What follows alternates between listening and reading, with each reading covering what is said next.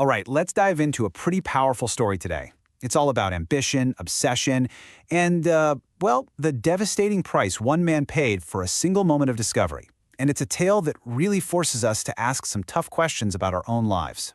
I mean, really think about that. How far would you go? Would you sacrifice everything? Your home, your family, your entire life, all for one singular goal? For one brilliant French scientist, this wasn't just a thought experiment. It was the choice he actually made. All for a celestial event that happens maybe once in a lifetime. So, let me introduce you to Guillaume Le Gentil. Back in the 18th century, he was this accomplished scientist, had a great gig at the Royal Academy of Sciences in France, but he was super ambitious, and he set his sights on one of the biggest scientific prizes of his time, figuring out the exact distance from the Earth to the Sun. Now this timeline, wow, it really puts the sheer scale of his dedication into perspective. To get his calculation, he had to observe something called the transit of Venus, which only happens twice in over 100 years. So he leaves France in 1760, headed for India. But a war slows him down, and he ends up stuck on a ship out at sea during the first transit in 1761. He missed it, but he didn't give up. He waited, get this, 8 long years abroad for the second chance. And then, a single cloud blocked his view right at the most critical moment. Unbelievable. After 11 years of hardship and 2 crushing failures, he finally makes it back home. But he doesn't get a hero's welcome. No, he comes back to a life that had completely vanished. Because no one had heard from him for so long, he'd been declared legally dead. And the fallout from that was just devastating. His wife, thinking he was gone forever, had remarried. His estate, his property, all gone, split up among his relatives. Even his prestigious job was handed over to someone else. His quest had cost him, quite literally, everything. Le Gentil's story is, it's an extreme cautionary tale, for sure. But it forces us to ask a really difficult question. What's the true cost of chasing that kind of exceptionalism? What do we end up sacrificing when we pour our entire lives into just one thing? You know, the clinical psychologist Jordan Peterson puts this perfectly. He basically argues that to achieve greatness in one specific thing, there's always a trade-off. To become truly, truly exceptional at that one thing, you almost have to neglect other really important parts of your life. This visual does a great job of capturing the 2 different paths we often face. On one side, you've got that one-dimensional focus, just pouring all your time and energy into your career to be the best. But on the other side, there's this path of wholeness, where you're trying to be, say, 80% good at a bunch of things: career, family, personal interests. Neither one is right or wrong, but boy, do they lead to completely different lives.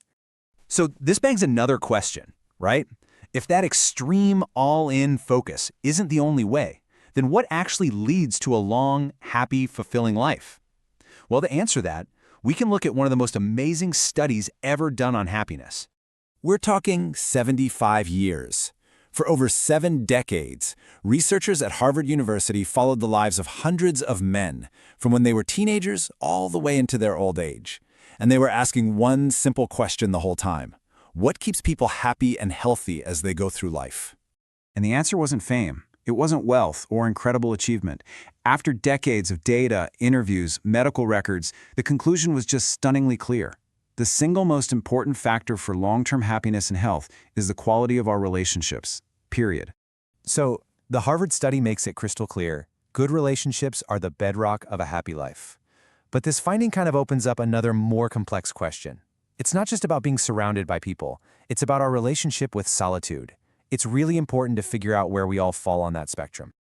So let's look at 5 different cases that describe how people relate to being alone. And as we go through them, just think honestly about which one sounds the most like you.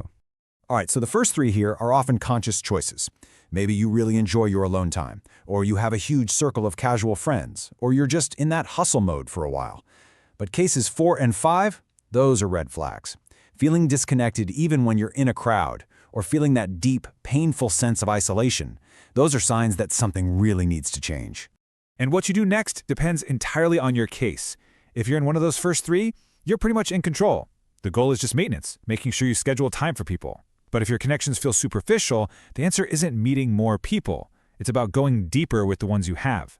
And if you're truly lonely, the best advice is to actively put yourself into communities built around shared interests, like a class or a volunteer group. So, let's bring this all together. The main point here is not to abandon your ambition. It's not about giving up on your big goals.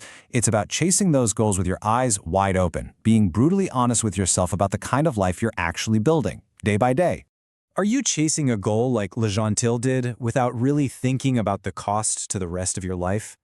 The real goal is to pursue your ambitions consciously, to make sure they line up with the life you genuinely want to live, not the one you think you're supposed to want.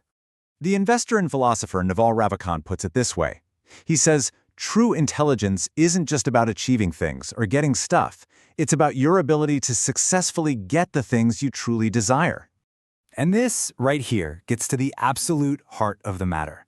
We spend so much time and energy focused on how to get things, the promotion, the success, the recognition. But the hardest, and frankly, the most important work, is figuring out what we actually want in the first place. So, I'll just leave you with that question. It goes so much deeper than career and ambition.